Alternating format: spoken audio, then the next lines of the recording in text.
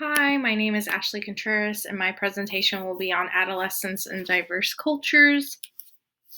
I selected these three factors in diverse adolescent cultures, which are independence versus dependence, dating, and cultural confusion.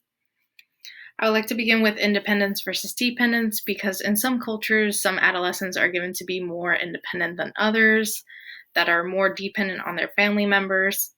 To be independent, there needs to be free of control, yet it's easier to be dependent due to requiring someone else's financial support since adolescents aren't adults yet. For instance, Western culture gives their adolescents more freedom by allowing them to get a license, a part time job, change of curfew. Yet, in some Eastern cultures, these freedoms that adolescents are given don't happen to them until later in life, practically in adulthood. And this causes some conflict when an adolescent expects the same amount of freedom in society.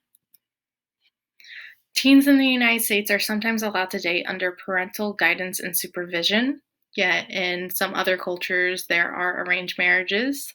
And I feel like that this skips a major step from transitioning from childhood immediately to adulthood. You're not getting the experience of likes and dislikes when it comes to relationships.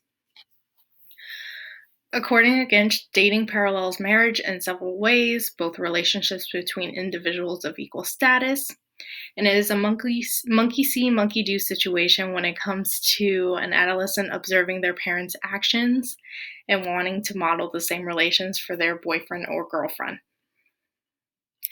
And for cultural confusion, when it comes to adolescence, this is the period in time and finding one's self identity. Adolescents from non mainstream culture find it more difficult to find themselves, like they're in the pathway and stuck between two sides of should they follow their parents' culture or their new American society culture. There are adolescents who identify themselves with their peer groups or friends. And this is from the textbook.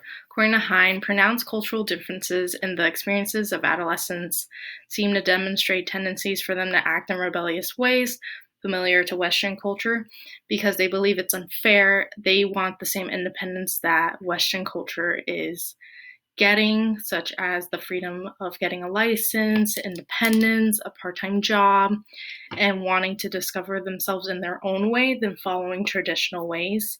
And I feel like this is a big impact when it comes to cultural confusion.